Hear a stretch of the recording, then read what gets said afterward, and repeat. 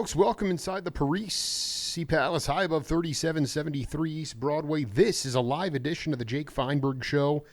Comedy on Power Talk. Please go to our website, powertalk.live. Download our free app and stream all of our live local programming, including Solomon on Blast, the Jim Parisi Show, and yours truly, the Jake Feinberg Show. Can't thank you enough for making us part of your day today. And one of the L's in my program is lineage, and tracing back the lineage of all musics in this country and in the world. But the melodic improvisation, some people would call it jazz. There were curators and producers and people that housed these musicians and recorded musicians because they understood that this was America's only true art form. And it was done by a minority population that had been basically suppressed and still remains that way for many years. And I get a chance today to talk to part of the family lineage of the great Lester Koenig, his son John. Welcome to the Jake Feinberg Show. Thank you. Happy to be here. I just wanted to ask you maybe just more of an overarching question about, the good times jazz stuff set aside. How did your dad connect? Why did he identify with the African-American music and, more importantly, the iconic musicians that made it? Well, my father grew up in Manhattan, and he was born, as a matter of fact, this year is his centenary year, so December 3rd will be his 100th birthday. Wow. And he was fascinated first by, like a lot of people today, gear. So he was fanatical about record players, Victrolas, and cactus needles, and he was fascinated by that. But he fell in with a group of jazz record collectors, all young men, some of them a little older, and one of them was John Hammond. And he became sort of a sidekick to John when he was in, I guess, the equivalent of junior high. And so if he was 13, John would have been 20.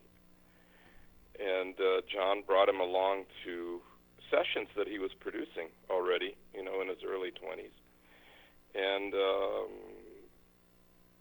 he loved the music. He loved John. It was a real community.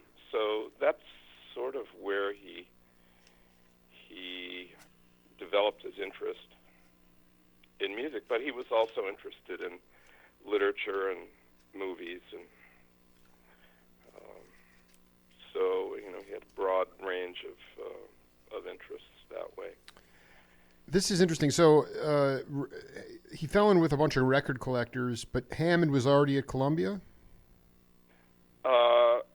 I'm not sure. I think John graduated from. It's been a while since I read his biography or autobiography, and I knew John actually quite well because they remained friends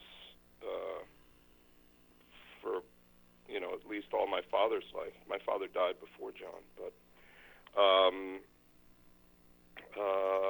he graduated from Yale, and then he went off somewhere in New England to be a muckraking writer, a journalist, but he kept his interest in jazz and jazz records and continued to make them. And by that point, I think my father was at Dartmouth, and so he was writing record reviews and film reviews for the Dartmouth paper, and that actually resulted in an attenuated way in his coming to Hollywood, because one of his schoolmates at Dartmouth was Bud Schulberg, whose father, B.P. Schulberg, was the head of production at Paramount. And my father was friends with Bud, and at least in those days, and spent some vacations in California.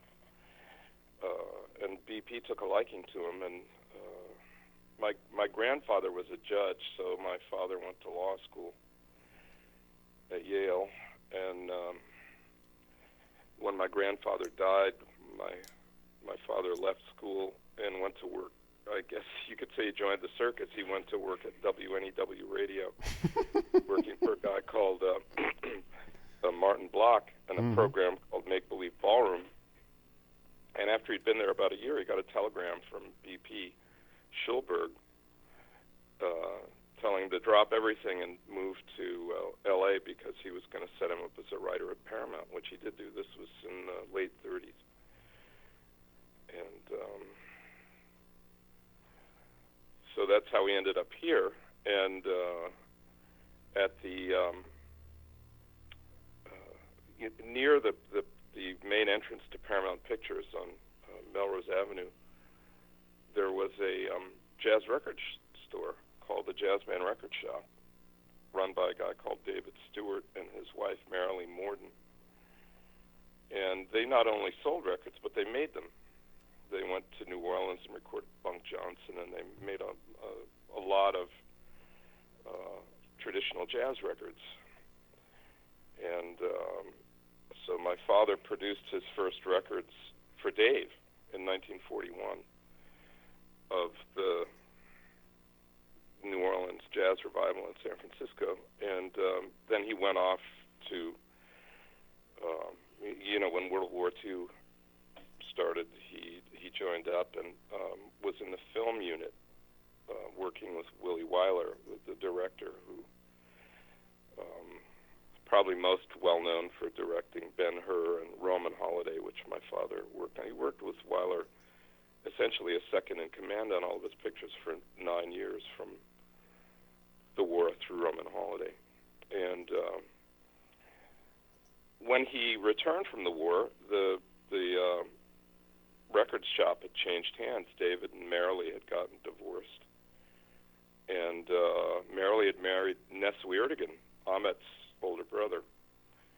And Nesui was now the jazz man.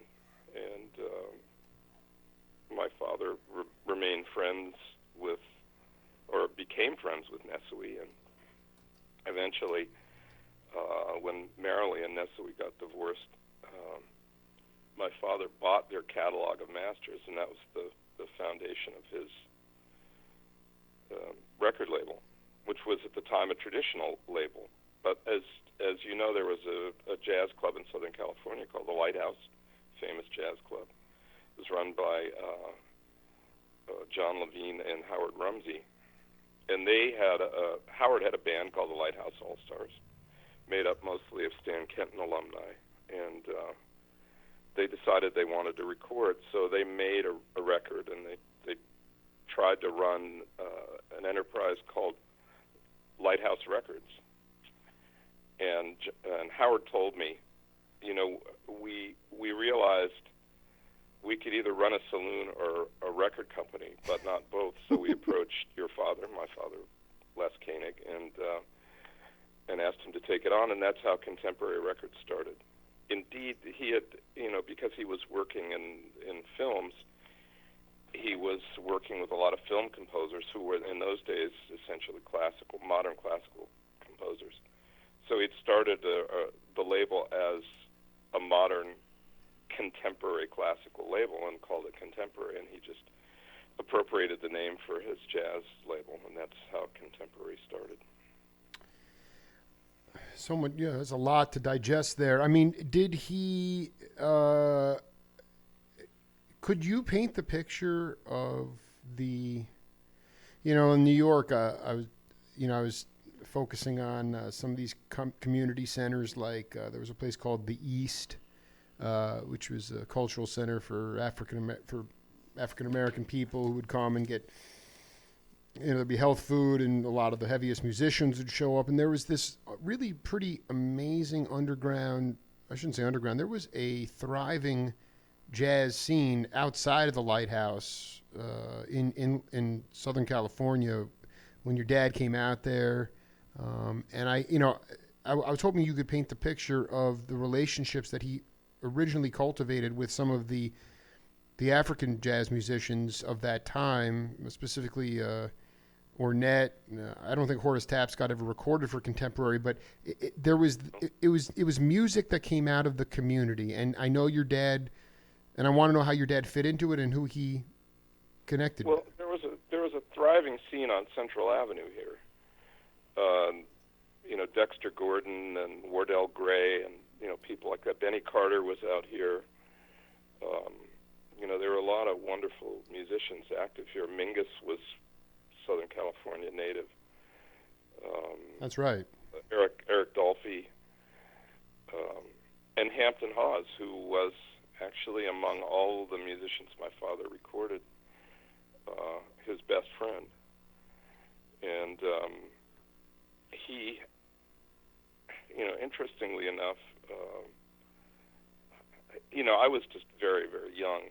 I was maybe 3 or 4 years old or younger when all of this was starting to happen. But Hamp was always present, in my life from the time I was young.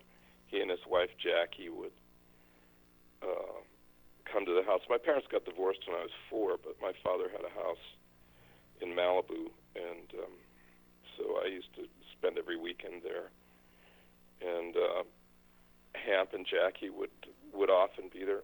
Kid Ory and his band would come up there. It was amazing. I remember and cook red beans and rice and etouffee, and it was really quite amazing. But the story of how my father came to record Ornette, right? Maybe you don't. I know. This is why I wanted to have you come on. Go ahead. Okay. Well, in the middle 50s, Ornette had come to L.A. for who knows what reason, but anyway, he ended up here, and he was developing his theoretical basis for his music, and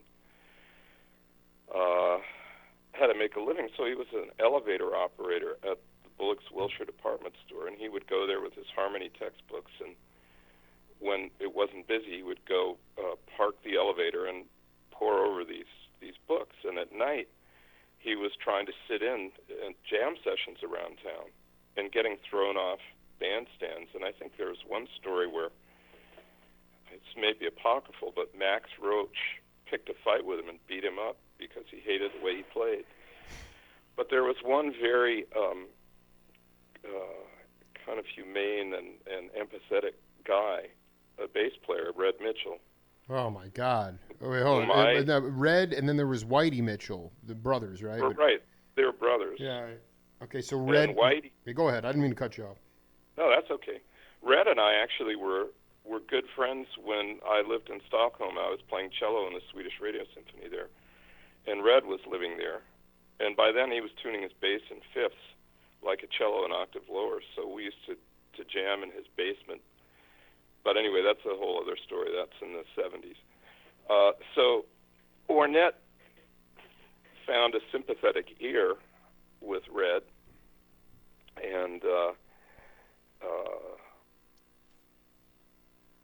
approached him one day and said, I'm really not getting anywhere. Do you think you know anyone where I might be able to get a record made?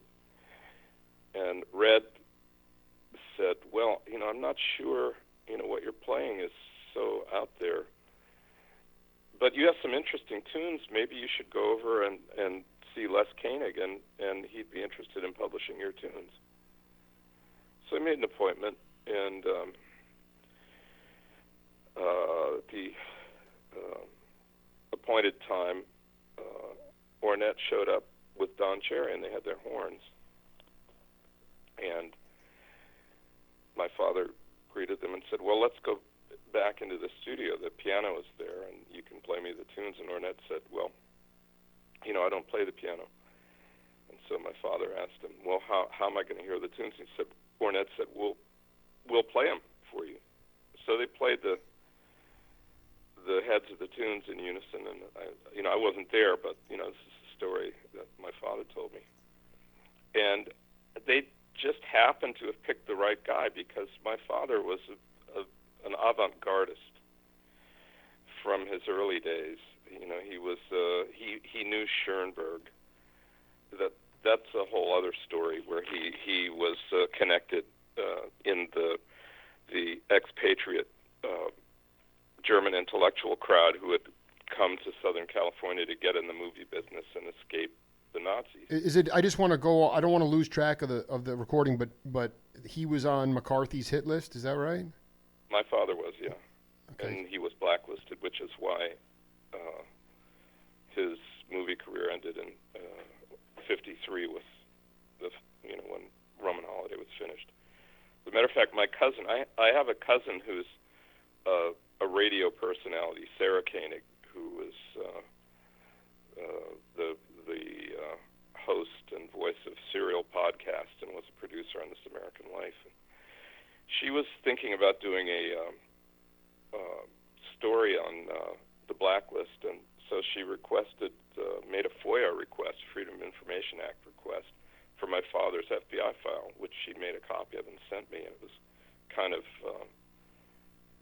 scary, actually. Could you reveal how outlandish it was? Well, it listed a couple of people whom he knew who were being, having the thumb screws applied, and had named him as probably being a communist. No one, I think, said he was actually a communist. They said, I assumed he was a communist, or including one girlfriend, which was kind of shocking for me to see. But, Wow. So anyway, total slander, but yet there was an FBI file on him, Yeah.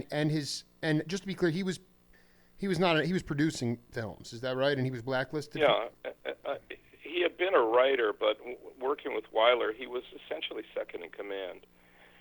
He was credited as associate producer because Willie's brother Robert was also credited as associate producer, and I think for family reasons, Willie couldn't or didn't feel comfortable giving my father credit superior to his older brother.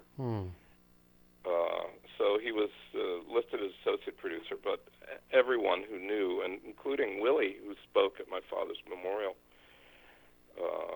and it will be the 40th anniversary of my father's death on Tuesday.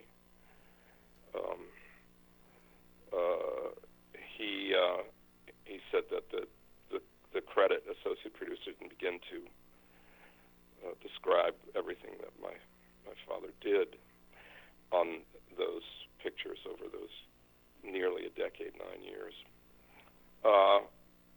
But he was, Weiler found him so valuable that he tried to intercede and get a kind of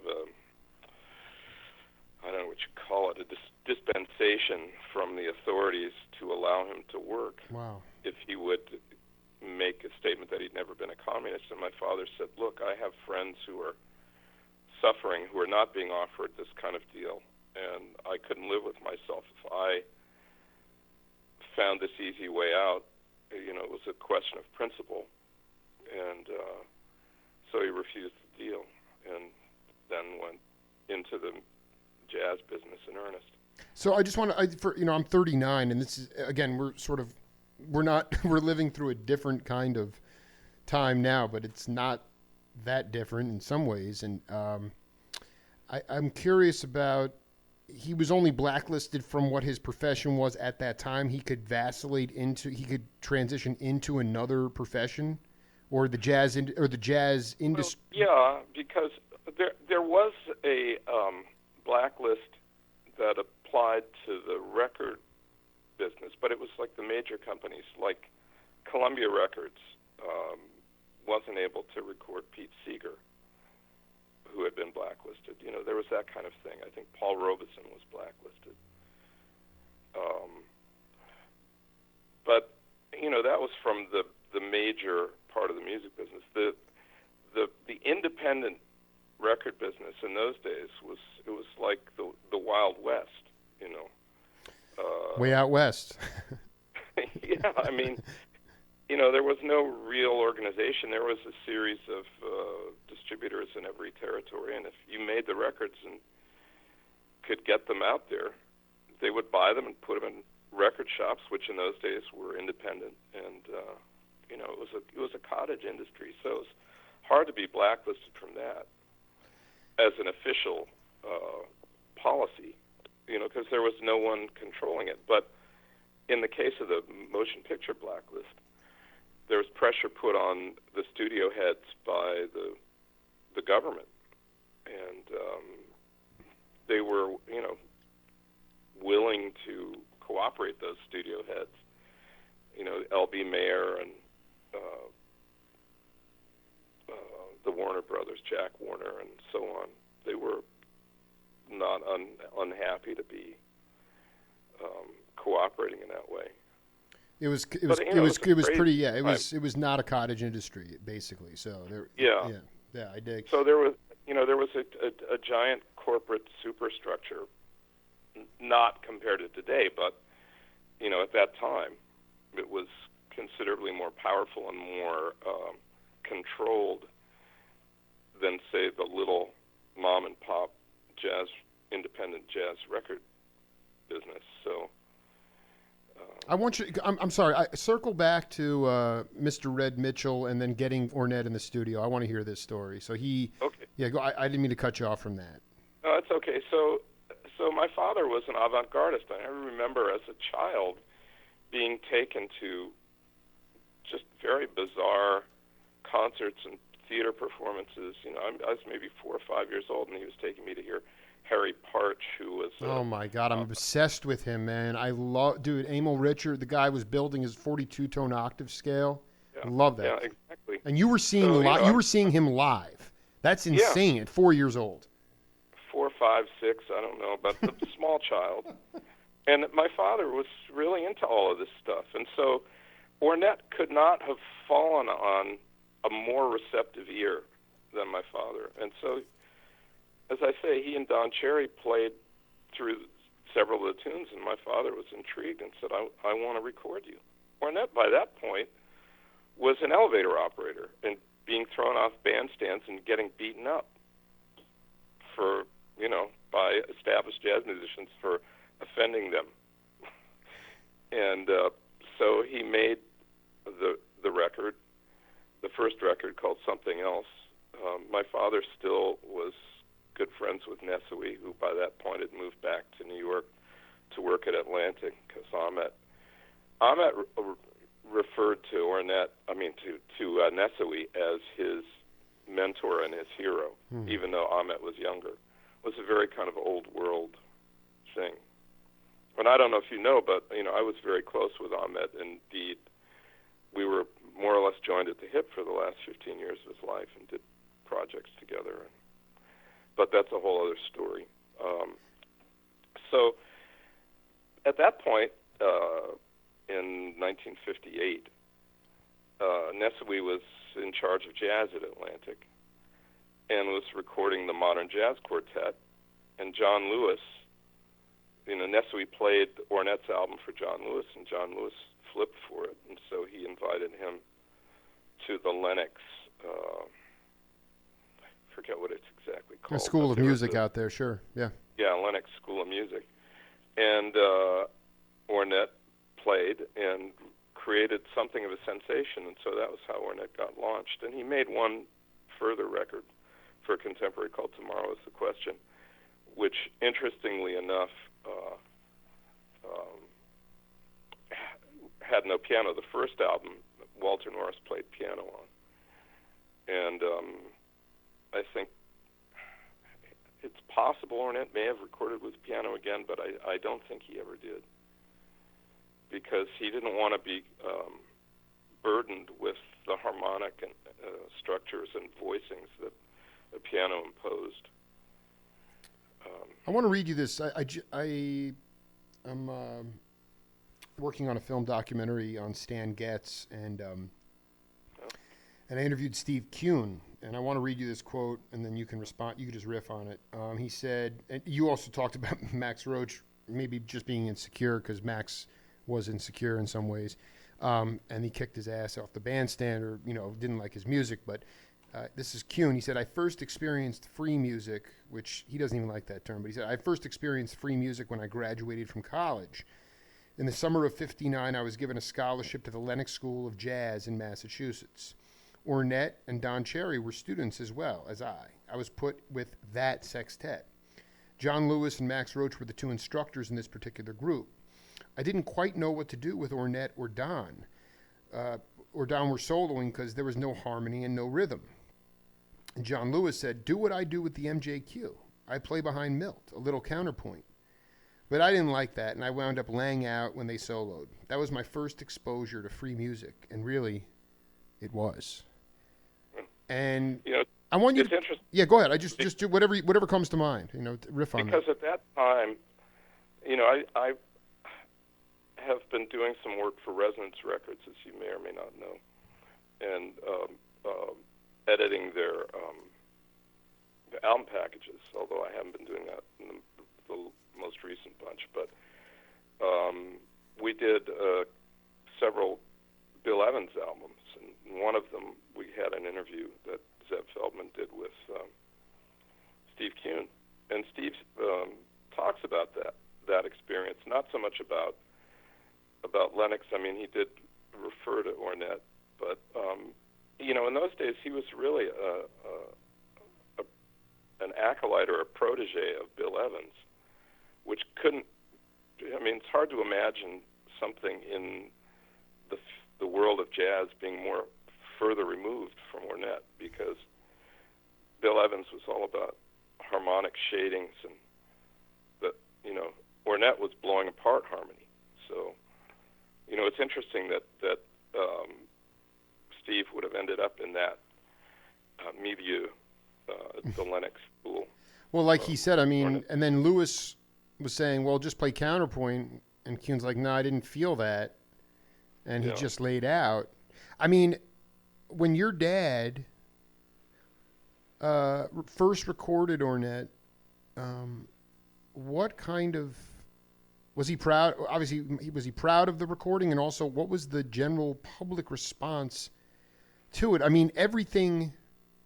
As I'm throwing a lot at you, but I mean, you go back and you said you were exposed to all this Harry Parch, all this, insane sort of like, theatrical mixed with music and all this, really interesting stuff. And I'm just wondering, you said my dad was into all that kind of stuff.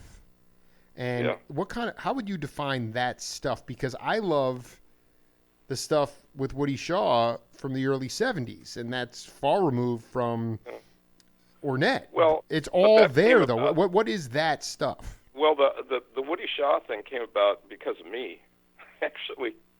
Well, I want to vet that whole story. Well, I mean, because I guess Blakey was in town, and there was. I would love. Well, no, actually not. Yeah. I had heard the Cape Verdean Blues, Horace Silver's album, and there was a tune on it called "The African Queen." Mm-hmm. That was. This is 1965. I was 15, and I heard the most incredible trumpet solo I had just about ever heard. I mean, it was so different. This harmonic conception was wild. His freedom with rhythm was unbelievable. And I wondered, who is this Woody Shaw? And it was before the internet, and there were very few international jazz publications. There was Downbeat, but you didn't see Woody's name in there. I think partly because he had ended up in France, ostensibly to play with Eric Dolphy, but Dolphy had died. So then he went to,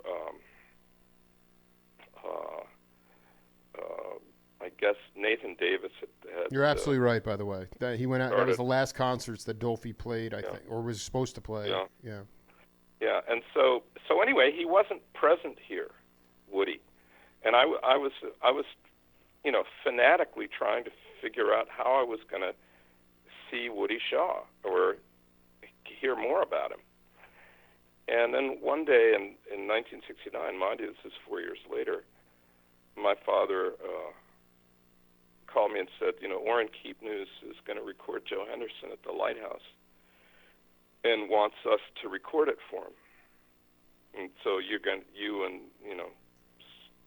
another fellow are going to take the gear down there and set it up. And okay, great. I said, who's in the band? He said, I don't know. Call Orrin and find out. So I called Orrin, who was always very courtly fellow to me, and I would say, hey, this is John Koenig, and he'd say, sir. I love it. I love it. Teenager, but it was lovely. Yeah, no, just jocular and classic. Yeah, I love it. Yeah, and so I said, my father told me about the Joe Henderson thing, and I was already a fan of Joe's. And I said, I was wondering who was in the band. And he said, well, let's see, Woody Shaw. And it was like I practically had a heart attack. I mean, it was. I was so such a thrilled that I was beautiful actually thing. not only going to yeah. get So there was no way to look up like. I mean, you couldn't. Yeah, I mean, it was euphoric. You were in a euphoric state. Yeah, exactly. So we went down. I took the gear down with my friend Jake Reese, and we started setting it up. And Bernie Grundman, who at that time, he's now a famous mastering engineer, but at that time he was just sort of an engineer trainee and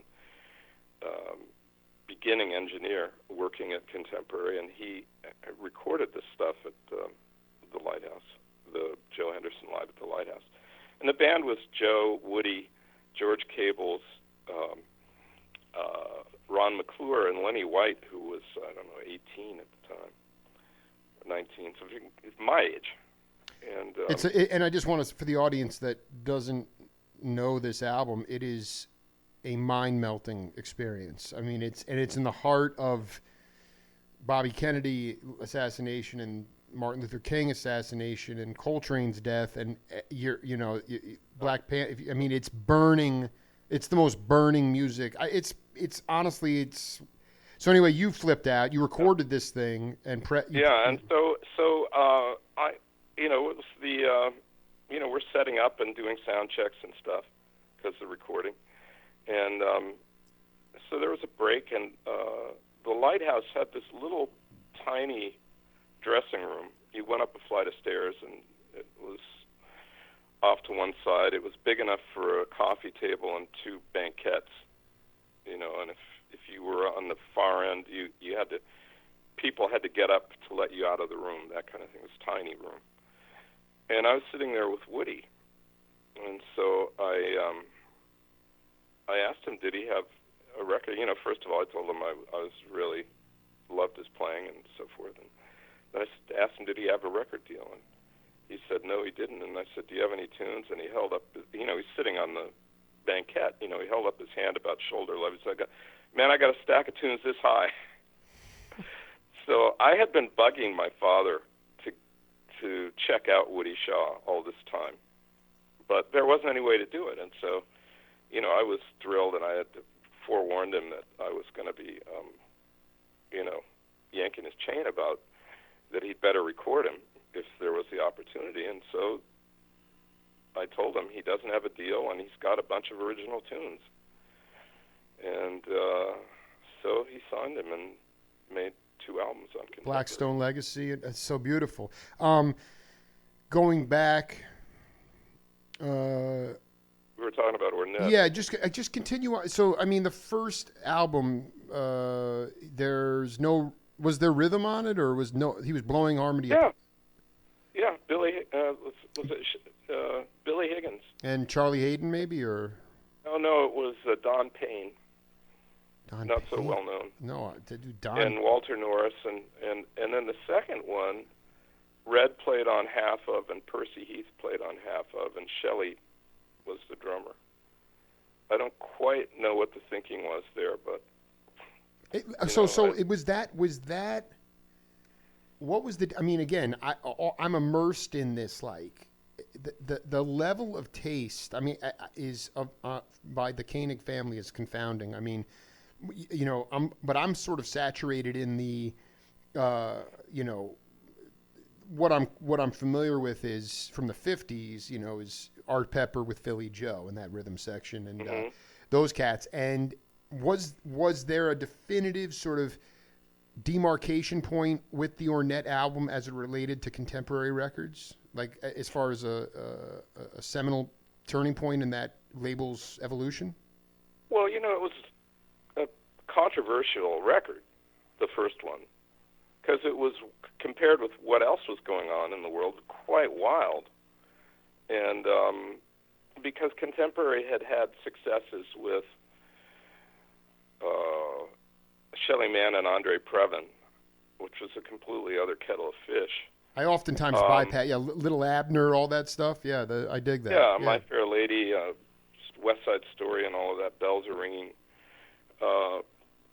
It was viewed with some surprise. Now, mind you, he was recording a little bit more adventuresome stuff with Curtis Counts. Do you know that group? More bounce with Curtis Counts. I didn't know it wasn't free though. It was still just, it was. No, but he, in those days, the difference between East Coast and West Coast was very, very marked. Most of the West Coast musicians had come out here to work in the studios, and they were moonlighting as jazz musicians, and were feeling kind of, and they were mostly white too. And in New York, the scene was much more integral and authentic, at least to my ears. But we lived here, and so my father was recording the best of the musicians he could find here. And he did records with, Curtis Counts and Harold Land and Benny Carter and Hampton Hawes, and a little bit later Phineas Newborn, and but there was, and Sonny Rollins, of course. But it wasn't, he couldn't, like the record producer I most admire, the jazz record producer I most admire, is Alfred Lyon. And he created, it was like a crucible, Blue Note Records. And he, first of all, had the best musicians going. And second of all, he nurtured them in a way that other people who were recording the same musicians in the same studios didn't. For example, one of the things that Joe Henderson told me was that Alfred always would have a rehearsal day before he started recording. So, that's important in jazz, especially if you're looking at the music of, say, the middle 60s that was recorded on Blue Note.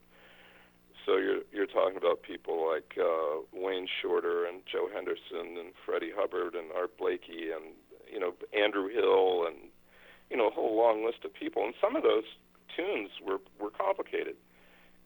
So the way that jazz recording worked would be that most people would call a date and the musicians would come and the leader would show them the charts or the lead sheets with the melody and the chords on them, and then they would run down a few takes, and you're hearing guys trying to learn the tune while they're recording a solo.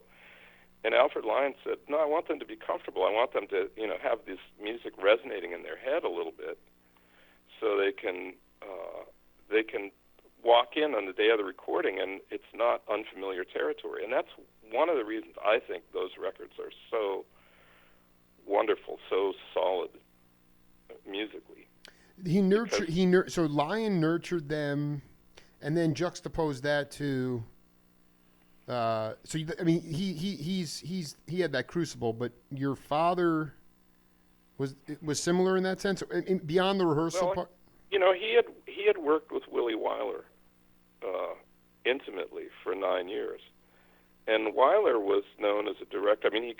Actors would get frustrated because Willie would say, let's do another take, and the actor would come to him and say, well, Willie, what am I doing wrong? And he'd say, nothing, but you can do it better.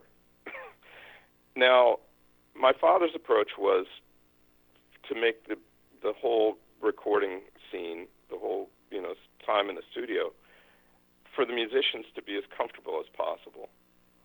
So they wanted for nothing in the studio, and he liked to minimize guests in the studio, because what they do, unfortunately for those people who really, hanker to witness a live recording session is that they diffuse the energy because they get excited or they ask questions or they make, they're visible and they distract people when they're trying to basically, get in touch with their deepest inner self as an artist.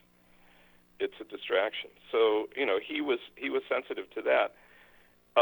Sometimes he would record bands that had played together a lot, which I always thought was an essential thing. So that when you look at Art Pepper Meets the Rhythm Section, well, Art hadn't played with that rhythm section, but those guys had played together day in, day out for a long time.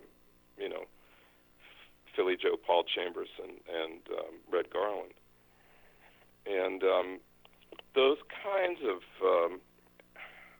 to me, as a record producer myself, and I talked with Ahmed about this a lot, you can't have a good record without great material and an interesting soloist, whether it's a singer or an instrumentalist. But it's essential that you have groove.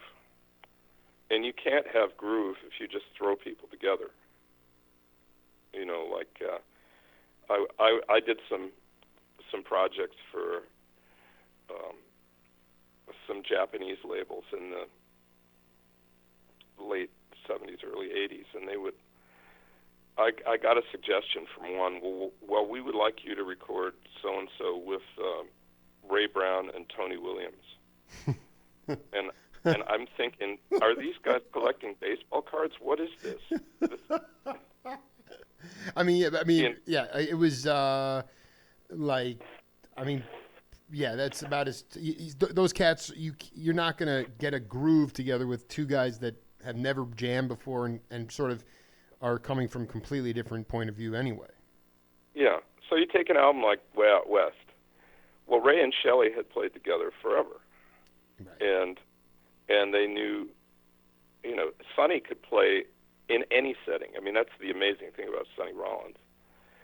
He could play any repertoire with anybody, and it would be Sonny Rollins, and it would be compelling. Yeah, because most likely, as you know, he started with the R&B and blues bands before he ever got into jazz. He was playing with, all the Tootie Heath was an art train. Yeah. So that's interesting. So, like your dad in that sense was like, okay, the rhythm section can cook the groove, and Sonny's adaptable enough to play in that setting. Yeah, exactly. And because the spotlight was on him anyway, always, and he didn't need a piano or an arrangement. He was a totally spontaneous player. Rather like, in my day, producing records at Contemporary, because after my father died, I ran the label for 7 years. And I recorded Joe Henderson and Bobby Hutcherson and Joe Farrell and Peter Erskine and, so... My favorite, just for the record, my favorite contemporary album is Sonic Text. That's what got me into jazz. Really? Well, yep. That's one of my favorite records. And I think Cables told me that it was done like in a storage house behind. You can tell the story. No, it was in our studio, which was kind of a warehouse kind of thing. But we had all our gear set up there always. It's the same room that was, that Ornette's records were recorded in, Way Out West was recorded in. But what I love about that record, I love a lot of things about that record, but Freddie was at his freest. And, I got to know Freddie very well.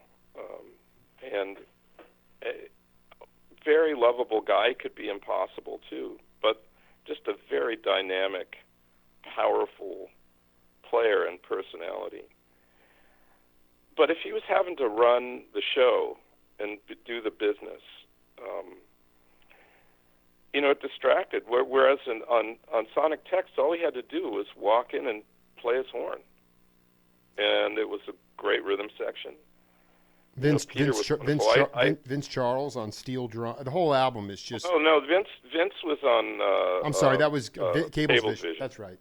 Yeah, Sonic Text, Tony Dumas, Peter Erskine, George Cables, Freddie, and Joe Farrell. It has a feel of a. There's a. I know it was the turn of the decade, but it has a really old vibe, old school vibe to it. It's such a beautiful album.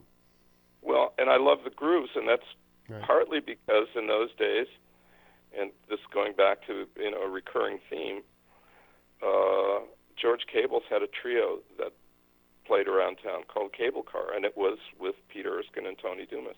And interestingly enough, when my father died, I had been playing in symphony orchestra in Stockholm, and I'd been out of the country for a while, and wasn't really, I had seen Weather Report's early iterations, but I didn't know about Peter Erskine.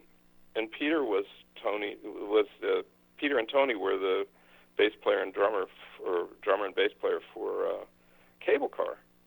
And so I checked him out at the Lighthouse one time, because I had known George I first heard him when he played with Sonny Rollins, and then he was on the band at Joe Henderson at the Lighthouse. So I reconnected with him there as a teenager, and then he was on Blackstone Legacy and Song of Songs too. Absolutely. And I always loved his playing, and so when my father had died, and I realized, gee, I needed to generate some new projects, otherwise my distributors wouldn't pay me. Because they didn't, in those days, one of the realities of the record business was if you didn't have new product coming out, they wouldn't pay their bills, Wow. So you had to be an active record company in order to get paid. And so I said, well, I better make some new records, all the while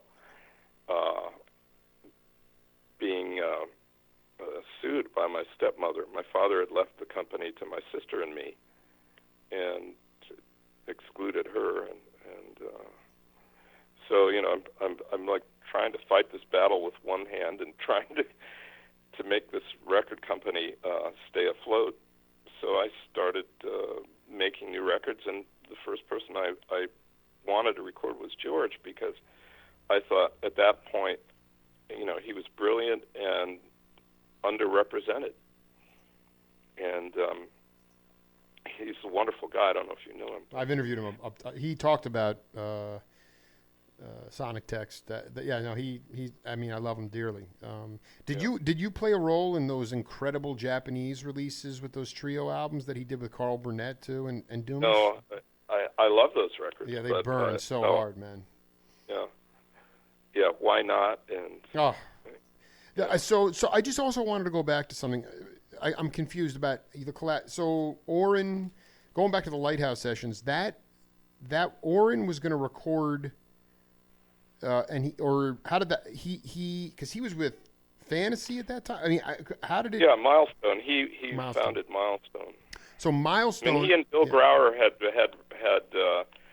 founded Riverside in the 50s in New York, which is, he made all those wonderful Monk and Wes Montgomery and Cannonball Adderley and dozens of other wonderful records, or maybe tens of hundred, I don't know, lots and lots of records that are iconic and memorable. And so he had come out to Berkeley to I think he had sold, or I don't know, I think Grauer was gone by then, but anyway, he sold Riverside, and maybe he had founded Milestone back east. I think he had, and anyway, he sold them to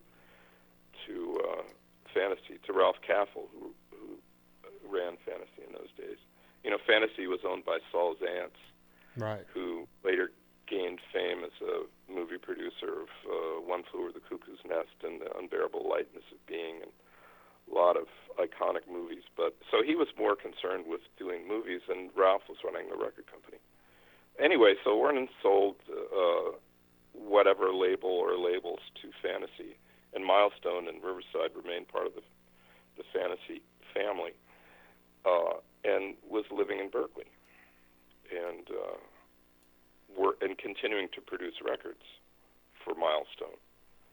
because he was recording Sonny and McCoy and like that, Joe Henderson, and hence Joe Henderson Live at the Lighthouse. Right. So he recorded it, but then it ultimately, because it got pressed on Milestone, or it got pressed on Contemporary. I'm just trying to figure out. No, it was not a Contemporary record. It was Milestone. And interestingly enough, I think, now that you mention it, I think maybe we recorded it before Oren had moved out here. But I think he was connected with the Berkeley establishment, with Ralph and them, because as I recall, the tapes were sent out from New York to Berkeley, and a box or two of them disappeared. And then somehow there was a release of a quote-unquote Woody Shaw album, which was essentially, which was not essentially, was in fact music from that session that we had recorded. Someone had lifted the boxes, and it came out on Everest Records. There's a guy called Bernie Solomon. You may know Everest or maybe not, but it was an enormous catalog, largely of classical records. And I don't know how it ended up in Everest's hands, but there was a Woody Shaw record released on Everest that was, in fact, a Joe Henderson record that we had recorded for Oren. Yeah, I kind of... I remember talking to, I think it might have been Ira Gittler or somebody along those lines who knew Oren at Riverside, and he would, or even Norman Granz. I'm sorry, and the motto was, he said, this Oscar Peterson record might only sell a dozen copies, but I don't care because it's what my label stands for. Looking back on it and knowing that you did run the show for 7 years, what was the overarching sort of mantra of, in your mind, what your dad wanted to get across with Contemporary Records through them? It was not, in your own words, what would you describe that as?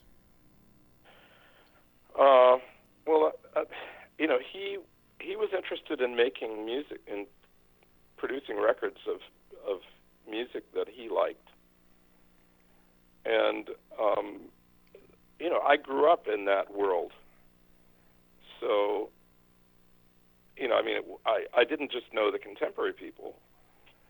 He was friends with people like Miles Davis, and, so I grew up, I knew Miles, I knew Coltrane, not as well as I knew Miles, but, Miles was one of my heroes. I played trumpet when I was 9, 10, 11 years old. And Miles was my hero, and Dizzy and Clifford Brown. And but I, went my own way and was a classical musician. Was a solo cellist in the Jerusalem Symphony, and then moved to Stockholm and played there. And I was interested in music that spoke, that had, it is an expressive enterprise, being a musician, or purveying their recorded output. And so I was always after maximum expression, really. And indeed, that's what I studied cello with one of the great musicians of the age, Gregor Piatigorsky, whom you may or may not know, but he had trios with Heifetz and Rubinstein, another one with Milstein and Horowitz, and had pieces written for him by Prokofiev and Hindemith and Stravinsky, and was a major figure in the 20th century in classical music. And the thing that he cared about the most was expression. He didn't care so much about technique, although he had wonderful technique, sadly not terribly well represented in recordings, because he didn't take recordings that seriously, but because he was born in 1903. But anyway, he was all about expression, and that was really what I was all about. And my father had a slightly different view than I did about what moved him versus what moved me. But it was, I would say, if you drew a Venn diagram, it would probably be 90% common ground. And we loved the great African tradition. I was very, very much into blues as a kid. There was a club in L.A. called the Ash Grove, and I used to be able to go there, and you could go there as an underage person, so I started going there at 14. I'd figure out a way of were you getting seeing there. like Taj and Jesse Fuller? Yeah, but Booker White and Reverend Gary Davis and Fred McDowell and Lightnin' Hopkins and Mance Lipscomb and Johnny Shines and later Muddy Waters and Albert King and Howlin' Wolf all played there, and I got to see them. Wow.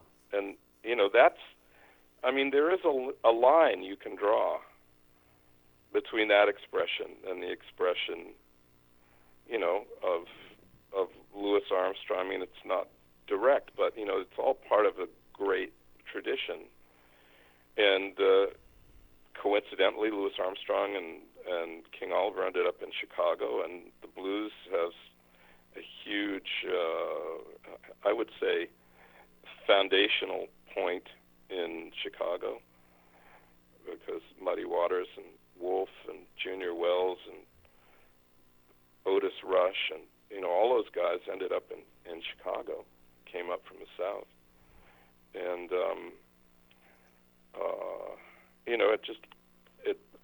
it all bled over into one huge expression of a culture. And my father liked that stuff. In his record collection, he had a lot of old blues records, but he was more of an avant-gardist, so he would be receptive to Ornette and Sonny, who in those days was a cutting-edge guy.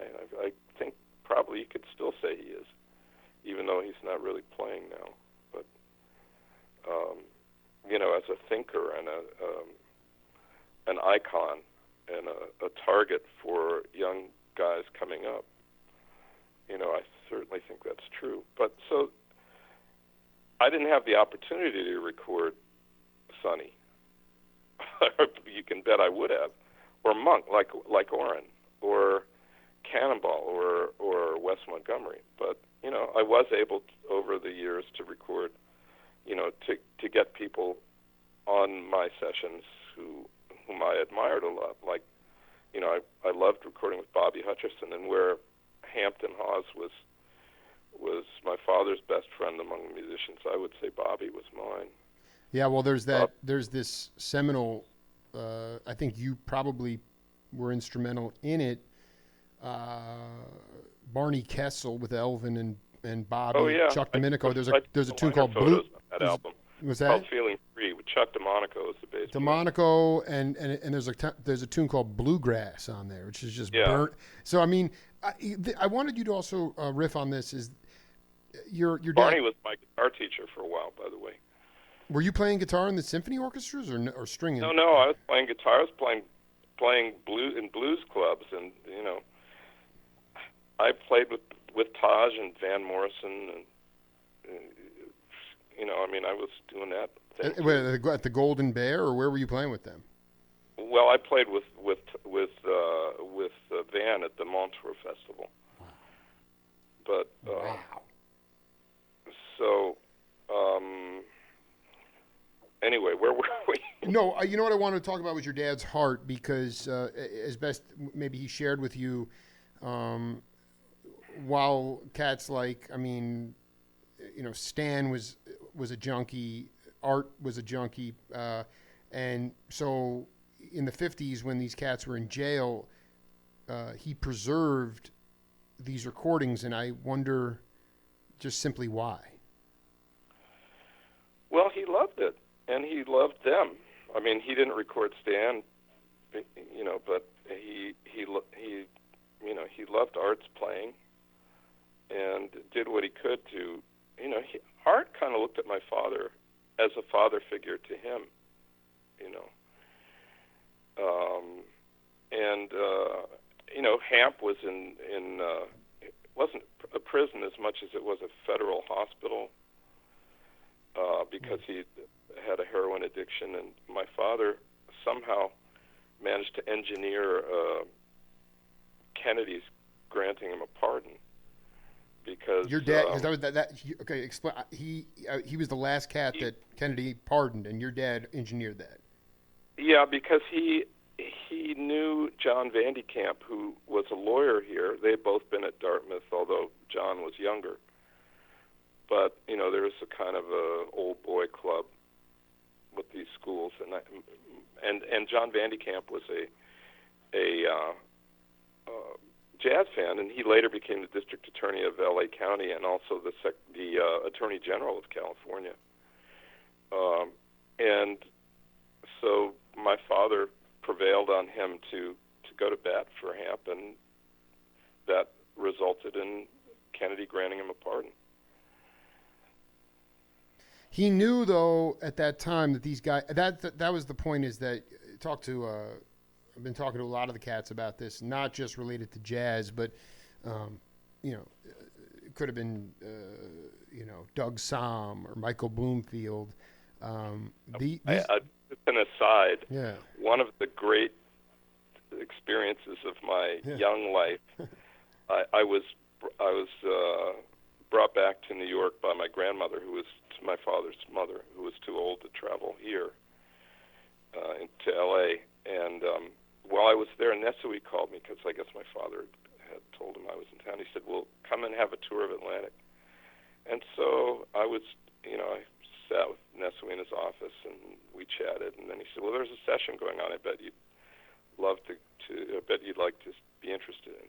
That you'd be interested in it." So I was led down by this guy Tunch Aram, who was a kind of an executive there, and through these, it's like a series of doors that seemed like they were all being guarded, and they said closed session, absolutely no admittance. And then when we got outside the studio, there was Elton John. I don't know what he was doing there, but there he was. And so I was brought into this studio, and there was Jerry Wexler and Tommy Dowd were behind the console, and they were very, very nice and said, "Well, enjoy the session, have a seat." So I sat down on a couch next to the, by the glass, and the people on the session, it was a Doug Somm session, were, the usual cast of characters. Dr. John was playing piano. Augie Myers was on the session. David Fathead Numas, Flaco Jimenez. My God! What year was this? It was 72, I think. Oof. And then this guy came and sat down on the banquette next to me, and I thought, oh, another jerk trying to look like Bob Dylan, because in those days people affected the Bob Dylan look, but he hadn't been seen in a while because he was had been in a motorcycle accident or something. Yeah, he injured his neck. Yeah. Yeah, and then I realized, no, this is Bob Dylan. So Bob Dylan was on this date, and wow. The record came out on Atlantic. And one of the funny things that happened was they were getting ready to do a song, and nobody could find Bob. And everybody's running around like chickens with their heads cut off. Where's Bobby? And they sent runners down to, the street. At that point, it was on 1841 Broadway. And they were, go down on the street and see if you can find him. Is he in a coffee shop or something? And they looked for like 15 minutes and discovered he had curled up on the floor of the vocal booth, which you couldn't see because it had baffles that were about chest high, and he was asleep in the vocal booth. It was really funny. Well, this is my question. I mean, part of it was that, did you and your dad, I mean, I was talking to Barry Melton, and he saw Mingus. Thought you'd go on the fish. He was the fish. And Yeah, I love. Yeah, right. But I loved it. I loved them. Well, I went to Berkeley, so I was. you Berkeley High. No, I went to UC Berkeley Oh my God. Okay, so that, for a year. but no, yeah. So that's amazing. We have to vet that as well. But the reality is that he just relayed a story to me saying that he saw Mingus at the end of his career at the Both And Club, and he was stone cold broke. And I wonder, in your dad's mind, did he feel like, even while these guys, some of them were in jail, some of them were in hospitals, and I mean, did you guys know how many of these geniuses died broke? Well, I don't know. That's hard to say. I think in the case of Mingus, he was a very powerful guy. I only saw him once. It was a concert at Royce Hall at UCLA when I was maybe 14, and it was a large ensemble. And they started playing a piece, and he stopped the band. He's conducting the band. He has his bass. He's in the middle. And he turns to, I don't know, maybe 8 to 10 players are on the stage. And he says, you, and he names them by name, you, and you. You're not playing my music. Get off my stage, and don't come back until you can play it. And this is Royce Hall, which is a huge concert hall. And I was 14, and we're sitting up front because my father always got those kind of seats for those things. And I was scared out of my wits, But, Mingus was a bigger-than-life character. And in his case, I think he caused a lot of his own problems. But that was just Melton talking. He was saying, this is how we treat our geniuses. This is the Duke Ellington. Oh. So, were there, was your part of your dad's legacy that he said, I don't know if these cats are ever even going to get out, but I want to preserve this music because it's going to hold up better, maybe holds up better today than it did then? Well, he certainly believed that, and he believed in them, and he related to them as people and as artists. But he was just he was doing his best to stay in business. This was not a huge money-making venture, Contemporary Records, I'm sad to say. Nor were any of these. And you look at Duke Ellington, he plowed all his money back into running that band. It was expensive to run a big band. Absolutely. And so that's how it was. The people who were making money were the commercial people, and not jazz people. Occasionally there'd be a jazz musician who would have a hit. And, you wonder in those days, how much they made off those hits anyway. I think of Lee Morgan having Sidewinder used in a Plymouth commercial, which today would, a national commercial might maybe talking about 7 figures. And they did it without his permission, and I don't even know if he ever got paid for it. And that was in the mid-'60s. So, there was very little. He was trying to stay afloat and be true to himself. So he wasn't interested in doing the latest thing, and he felt, I think, in his soul that art that had integrity would last a long time, and that's kind of how he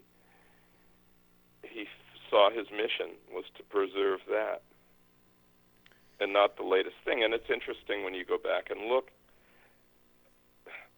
There are some commercial projects from that era that are really good, but for the most part, the stuff you remember are the things that are wonderful per se, and expressions of those artists' innermost impulses and convictions. So that's really all I can say. No, it's fantastic. What was popular that you would determine that Contemporary put out well, I mean, maybe not. This is an extreme case, but you had Girl from Ipanema knocking the Beatles off the pop charts. Did Contemporary come? What was the closest? No. Was there any? No, we never. In that era, we were just trying to survive. And if you look at the middle '60s, there were guys like Jack Holtzman, the founder of Elektra, and Herb Alpert, who were big jazz fans and fans of my father's records. And in those days, we had one of the two best stereo disc cutting systems in town. So Herb and Jack prevailed on my father to master all of their stuff. So for a long time, rather than make, from his records, Contemporary was surviving by doing custom disc cutting work for Elektra and A&M.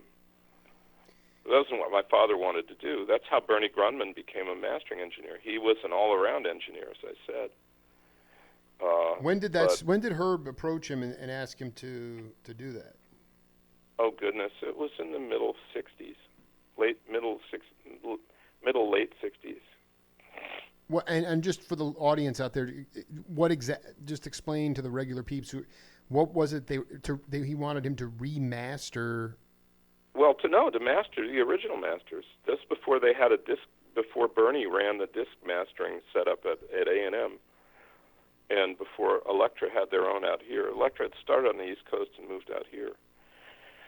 And by coincidence, was just like 3 blocks up La Cienega from where we were. But the way recordings worked in those days, I mean, when the recordings first started, they were recorded direct to disc. And that's in the 78 days. And then recording tape came in I think 1952. There are very few, And coincidentally, the microgroove recording came in about that same time, which allowed for 33 RPM. So you could get what we regarded as an album for years, which something under 50 minutes of music, 48, 46 minutes of music on one disc. And what mastering is, disc mastering is you take the tape and in real time, generally, play it through a disc cutting system, and there is a lathe, which doesn't look like a lathe in most shops that we think of when we think of a lathe. But it has a turntable in it, and it has a cutter head, which is run along a lead screw, and you drop the disc that it's recorded to is an aluminum coated lacquer disc.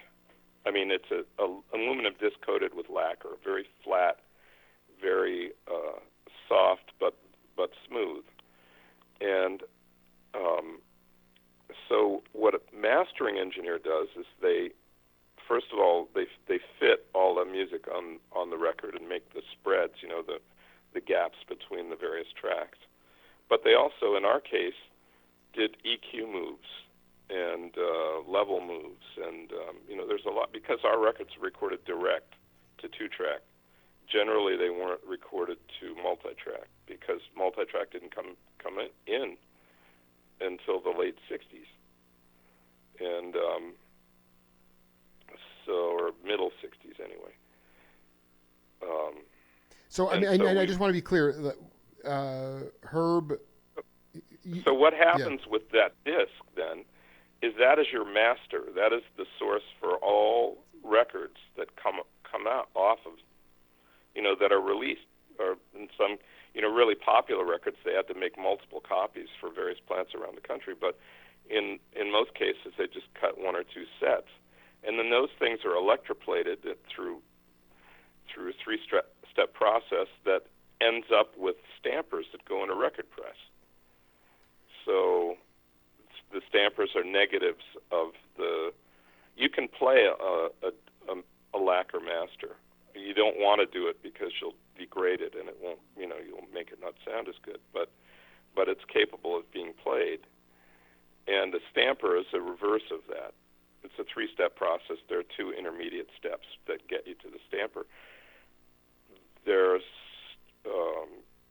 so you might be able to generate 50 stampers off of one master. I'm oversimplifying the process, but anyway, those go to the record pressing plants, and stamper may be good for 1,000 units before it degrades and you have to replace it. So that's why they generate more stampers off of what's called a mother.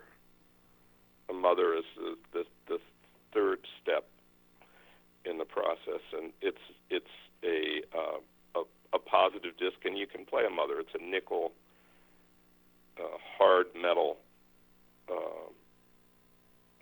disc, and then they make stampers off of that, which are negatives, and then they press records, which are then again positives.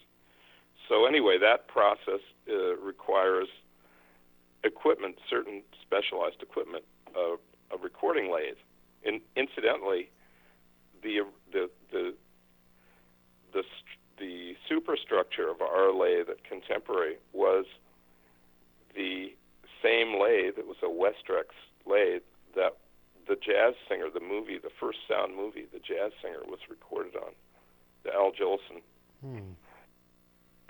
Was different electronics, of course, because all of that was replaced. But the actual physical lathe was, because in the early days of sound movies, they recorded to disc. They didn't have the photoelectric soundtrack, that stripe next to the image on 35 millimeter film that was later developed. So anyway, Bernie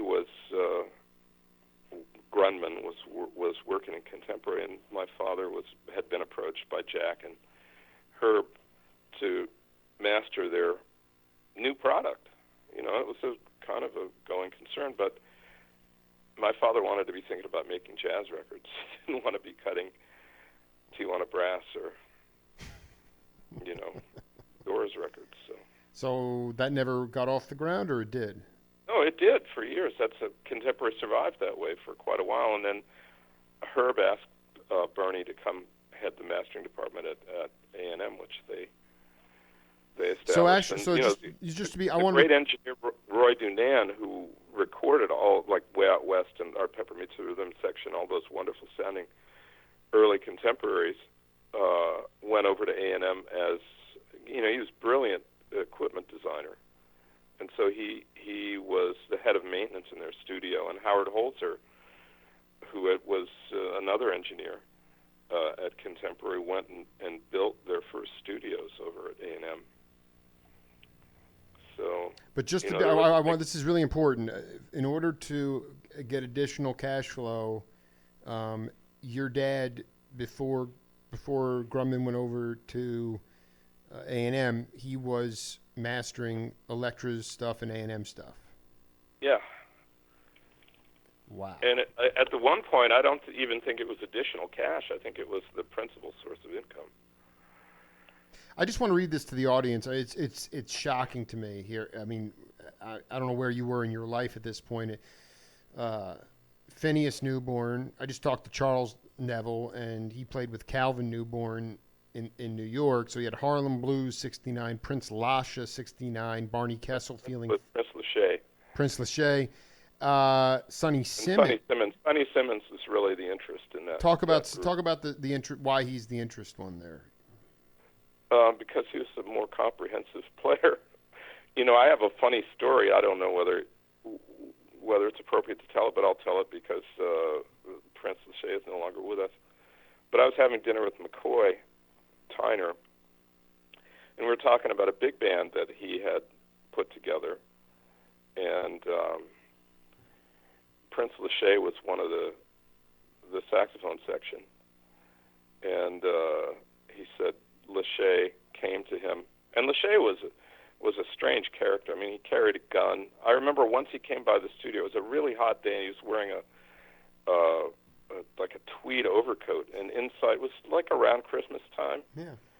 And he had but in California, we have strange weather and have for a long time. And he had a transistor radio in his pocket that was playing like Christmas music. It was the weirdest thing. And we sat and talked, and he didn't turn the radio off, but wasn't that he was a threatening character, it was just he was an odd character. But anyway, so McCoy is telling me that he had this band in it, that Lachey had come up to him and said, "Picture me in front of this band." And McCoy turned to him and held up his fist, and McCoy is a very peaceable guy, and said, "Picture this," because he didn't want Lachey getting any ideas. McCoy is, one of the gentlest souls you ever want to meet. But What is the legacy of Sonny Simmons? He seems to get lost in the mix, but he was, your dad. How did your dad also was it one of these things where? He was obviously on the scene to a degree. He was an avant-garde. That was his taste. But he was I think he was in the Bay Area. I think they were in the Bay Area, if I'm not mistaken. I'm just curious how. I don't know if it was the time when I was away. Right. When that happened. Did he? Was it a lot of word of mouth though, like with these guys, where it'd be like, "Hey, let's." Oh yeah, that's how you would find out about musicians from other musicians, or you'd catch them in a club and they'd have somebody playing in the band, or you'd record a certain musician and they would say, I want so and so on my date, and you would never have heard of them, but if you trusted them enough, and generally you did, if you wanted to record them, then you would say okay, and you might meet this genius musician whom you'd never heard of. I don't know how the Lachey and Simmons thing came about, although there's a wonderful record that they made called Firebirds, which was a terrific rhythm section of, where it's Bobby Hutcherson and Charles Moffett, and if I'm not mistaken, Buster Williams. So that's a pretty heavy rhythm section. Oh, that's an incredible. Is there something in your mind that you mentioned before, just your Cape Verdean blues, discovery of Woody Shaw, but was there? Even if did your dad ever talk to you about one of these sort of serendipitous times where somebody came to him and said, "Hey, there's this new cat or this guy on the scene, and he's playing," and next thing you know, he's in the studio? I don't really remember that. He just always seemed to come up with people and say, "I'm going to record so-and-so," or "Let's go hear this." We'd go to Shelley's or the Lighthouse or Concerts by the Sea. He seemed to be more plugged in. I was in college, too. I started at Cal. I transferred to UCLA. I was in a bad car accident right after my freshman year ended, and I had to transfer to UCLA I think my parents didn't want me to be away because they saw how in the blink of an eye something really bad could happen. Incredible, yeah. But anyway, so, I was busy in college trying to, so... I would see my father a lot, but he didn't tell me the machinations of what was going on and whom he decided to record. He would say, I'm recording Phineas with Elvin and Ray Brown, and of course I always wanted to be in on those. I'm recording Barney or... Yeah. But you can't make this lineup. You can't make this lineup up. It's insane. But going back to the 50s, one of the most vivid recollections I had as a 11-year-old was going to a session that came out as Together Again with Teddy Edwards and Howard McGee, mm-hmm. and Phineas Newborn and Ed Thigpen and Ray Brown, and I had never heard of Howard McGee. I was 11. How would I have heard of him? And I was completely captivated sitting in the control room of the studio, listening to this stuff go down. And I didn't know who Phineas Newborn was. As a matter of fact, I think that may be how my father came to record Phineas on his own. I think maybe that was the first time Phineas was in our studio. You're going to have to some archivist is going to have to probably check me on that, but I hadn't heard of him before. And it may have been because Teddy was from Mississippi and Phineas was from Memphis, but that they were in the same kind of scene when they were younger. But I don't know. It's conjecture. But Teddy and Howard McGee had an early association from the 40s. Were you the one that produced? It's very hard to find. I think it's called Circle with Junie Booth and Gross and Shelley Mann. And, no, my father recorded that. But that to me is, I don't know. Your dad was whether he knew it or not, he was doing this unsung work. Did he always know that? He knew that in his mind and heart. I'm reminded of I was told this story, and I can't remember whether it's in Inuit language or some language. Maybe it's an Eastern European thing where some linguist is doing research and asks someone, "How do you say artist?" And they said, "We don't have a word for that. We just do the best we can." And I love it. And I think that's sort of my father's attitude about what he was trying to do. He did the best he could and used his judgment. I mean, he was a very, very brilliant guy intrinsically. His life was derailed by the blacklist, the Hollywood blacklist. And so he picked himself up and applied himself to something different and did the best he could. Well, let me tell you something. We have more to do, and it's truly an honor to connect with somebody as articulate as you, and this is an amazing story. So I'll get you a copy of this later on today, and let's plan on doing part 2 real soon. Okay. All right? Love to. It was great to talk to you, John. Okay, Jake. Thanks. Cheers, man. See you later. Later. John Koenig, record producer, musician, and the son of the legendary producer Lester Koenig. And we'll be having more with him tomorrow. We got the mayor, Jonathan Rothschild, coming up on Monday, possibly Ramon Yuma once he wakes up from his slumber. Until then, peace. Just come up with their own. How do you get them to create their own